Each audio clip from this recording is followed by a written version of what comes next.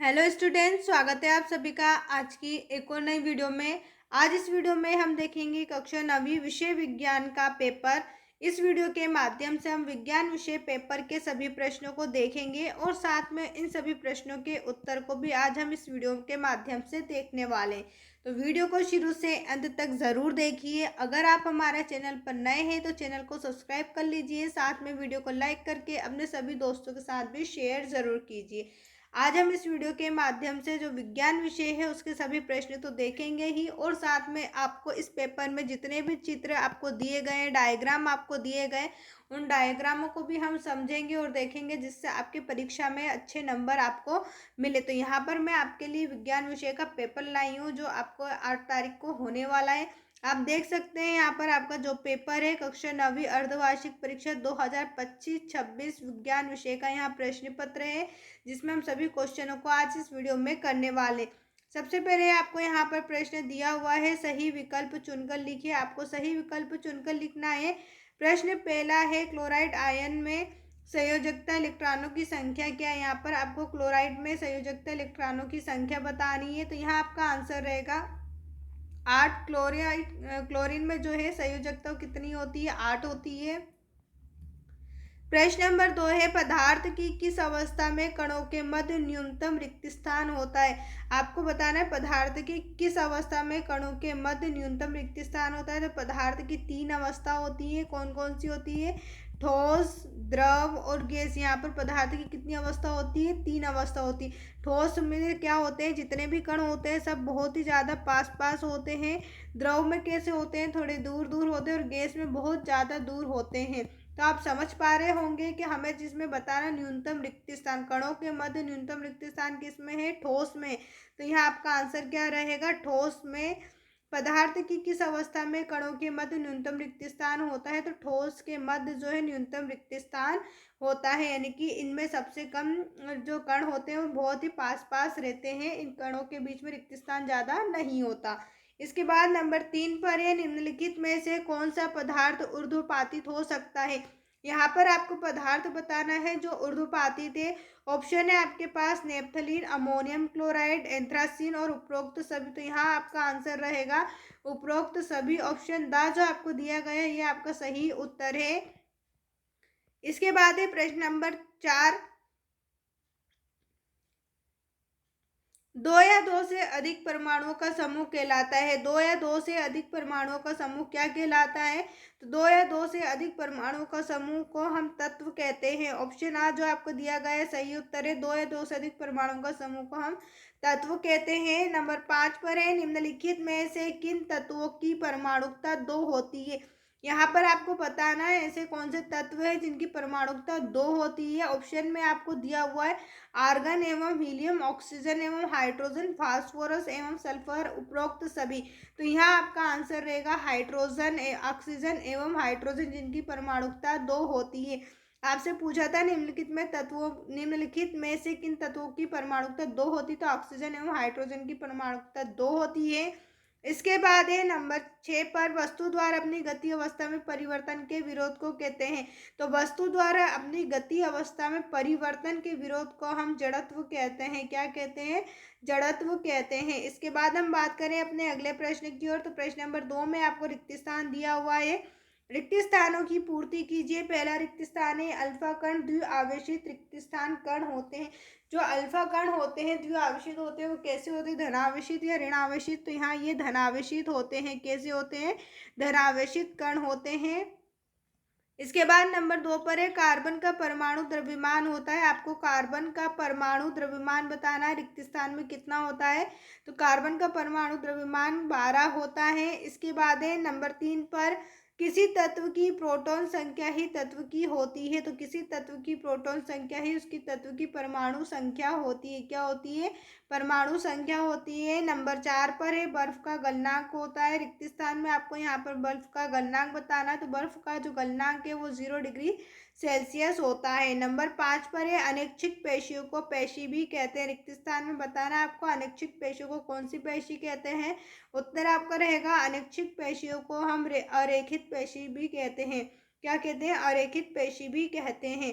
Number 6 पर है, एक यूनिट ऊर्जा का मान होता है। यहाँ पर आपको रिक्त स्थान में एक यूनिट ऊर्जा का मान बताना है। तो एक यूनिट ऊर्जा का मान होता है 3.6 इंटू 10 की घात 6 जूल होता है। कितना होता है? 3.6 इंटू 10 की घात 6 जूल एक यूनिट ऊर्जा का मान होता है। इसके बाद है प्रश्न नंबर 3, सत्य एवं असत्य चुनकर लिखिए। यहाँ पर आपको सत्य एवं असत्य चुनकर लिखना है। पहला है, ठोस कार्बन डाइऑक्साइड को शुष्क बर्फ के नाम से भी जाना जाता है। तो क्या यहाँ पर ठोस जो कार्बन डाइऑक्साइड होता है उसे हम शुष्क बर्फ के नाम से भी जानते हैं। तो यह कथन आपका सत्य रहेगा। इसके बाद नंबर 2 पर है, रक्त प्लाज्मा संवहनी संयोजी ऊतक है। क्या रक्त प्लाज्मा संवहनी संयोजी ऊतक है? तो यह कथन भी आपका सत्य रहेगा। इसके बाद नंबर 3 पर है, विस्थापन परिवर्तन की दर को वेग कहते हैं। जिसमें विस्थापन परिवर्तन दर होते हैं, वेग में परिवर्तन होता है, उसे हम क्या कहते हैं? वेग कहते हैं। तो ये आपका कथन सत्य है। विस्थापन में परिवर्तन की दर को हम वेग ही कहते हैं। नंबर 4 पर है, शक्ति का एसआई मात्रक वाट है। क्या शक्ति का एसआई मात्रक वोट है? तो यहाँ कथन भी आपका सत्य रहेगा। इसके बाद है नंबर 5 पर, रासायनिक रूप से तैयार पादप पोषकों को उर्वरक कहा जाता है। क्या रासायनिक रूप से तैयार पादप पोषक को हम उर्वरक कहते हैं? तो यह कथन भी आपका सत्य रहेगा। इसके बाद है, एल्यूमिनियम द्विपरमाणुक होता है। क्या एल्यूमिनियम जो होता है वो द्विपरमाणुक होता है? तो यह कथन भी आपका असत्य रहेगा।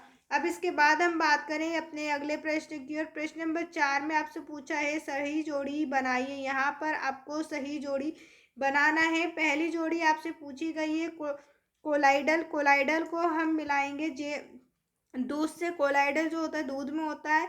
इसके बाद मैग्नीशियम क्लोराइड। तो मैग्नीशियम क्लोराइड का सूत्र होता है आपका MgCl2। इसके बाद संवेग। संवेग का सूत्र है आपका P बराबर mv। नीम की पत्तियां, तो नीम की पत्तियों को हम मिलाएंगे जैव कीटनाशक। ये कीटनाशक होती हैं। गतिज ऊर्जा। गतिज ऊर्जा का आपका सूत्र होता है 1/2 mv²। वस्तु का भार। वस्तु के भार का सूत्र होता है F बराबर m। तो इस प्रकार से आपकी जोड़ी कंप्लीट हुई। यहाँ पर मैंने नंबर भी लिख रखे, आप चाहें तो इन्हें भी नोट कर सकते हैं। अब इसके बाद हम बात करें अपने अगले प्रश्न की ओर। तो अगला प्रश्न करने से पहले दोस्तों, अगर आप ऐसी इंपॉर्टेंट वीडियो चाहते हैं, साथ में पेपर सोल्यूशन चाहते हैं, और साथ ही साथ MP बोर्ड से रिलेटेड जितनी भी न्यूज़ होती हैं, एग्जाम्स होती हैं, उन सभी के लिए IMP प्रश्न या फिर पेपर सोल्यूशन चाहते हैं, तो उसके लिए आपको हमारा चैनल सब्सक्राइब करना होगा।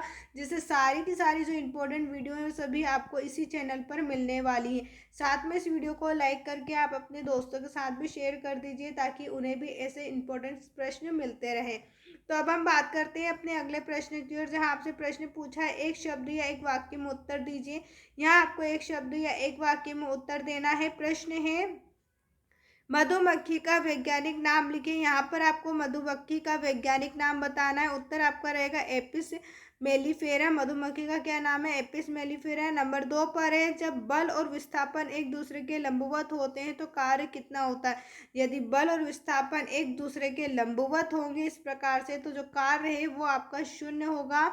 इसके बाद है नंबर 3 पे, परश्रव्य ध्वनि किसे कहते हैं? उत्तर में आप लिखेंगे 20,000 हर्ट्ज से अधिक की आवृत्ति को हम पराश्रव्य ध्वनि कहते हैं। किसे कहते हैं? 20,000 हर्ट्ज से अधिक की आवृत्ति को हम पराश्रव्य ध्वनि कहते हैं। नंबर 4 पर है, जापानी मस्तिष्क ज्वर का कारक कौन सा जीव होता है?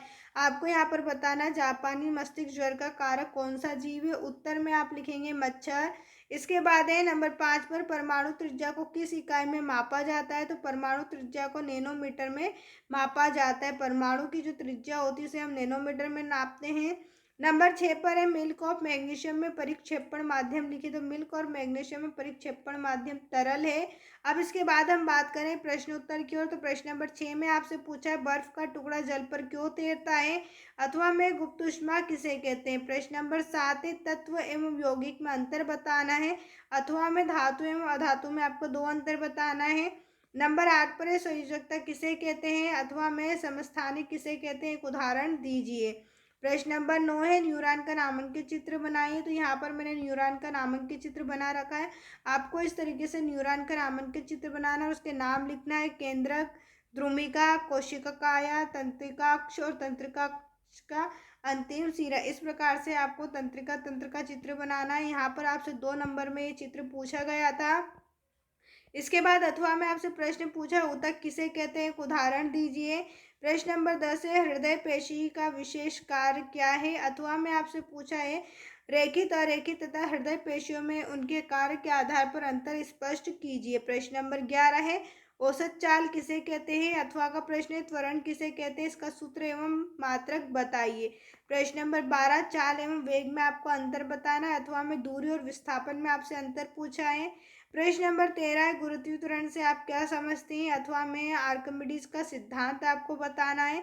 प्रश्न 14 है गुरुत्वाकर्षण नियम को सर्वाधिक नियम क्यों कहा जाता है। अथवा में पूछा है किसी वस्तु के द्रव्यमान तथा भार में क्या अंतर है।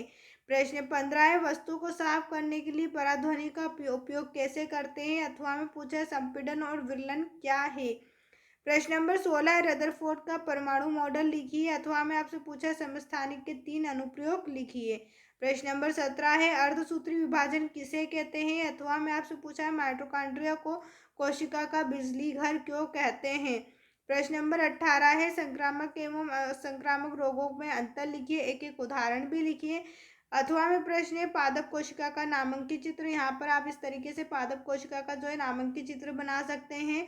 नाम आपको लिखना है कोशिका भित्ति, हरितवलक, अंतः प्रदीप जालिका, ग्लॉसिका है, कोशिका झिल्ली, माइटोकॉन्ड्रिया, राइबोसोम, साइटोप्लाज्मा, केंद्रक और रिक्तिका। इसके बाद हम बात करें अपने अगले प्रश्न की ओर। प्रश्न नंबर 19 में आपसे पूछा है कंपोस्ट क्या है, इसके 2 उपयोग लिखिए। अथवा में आपसे प्रश्न पूछा है एक 5 kg की वस्तु 2s के लिए एक नियत बल पर कार्य करता है तो इसके वेग को 2 ms से 7 ms कर देता है। लगाए गए बल की मात्रा आपको ज्ञात करनी है। प्रश्न नंबर 20 में पूछा है द्रव्यमान संरक्षण का नियम उदाहरण देकर स्पष्ट कीजिए। अथवा में स्थिर अनुपात का नियम उदाहरण देकर स्पष्ट कीजिए। प्रश्न 21 है वर्गीकरण की द्विनामकरण पद्धति उदाहरण सहित स्पष्ट कीजिए। अथवा में पूछा है ब्रायोफाइटा को पादप जगत उभयचर क्यों कहा जाता है। प्रश्न नंबर 22 है न्यूटन का गति संबंधी द्वितीय नियम लिखे एवं सूत्र F बराबर ma व्युत्पन्न कीजिए। अथवा का प्रश्न है कोई क्रिकेट खिलाड़ी गेट को कैच करते समय अपने हाथों को पीछे की ओर क्यों खींच लेता है, कारण स्पष्ट कीजिए। प्रश्न 23 है ध्वनि की प्रबलता से क्या अभिप्राय या किन किन कारकों पर निर्भर करती है। अथवा में कोशिका विभाजन क्या है या कितने प्रकार का होता है, स्पष्ट कीजिए। उम्मीद है आपको हमारी यह वीडियो पसंद आई होगी। वीडियो देखने के लिए आप सभी का धन्यवाद। चैनल को ज़रूर सब्सक्राइब करें, साथ में वीडियो को लाइक करके अपने सभी दोस्तों के साथ शेयर ज़रूर करें।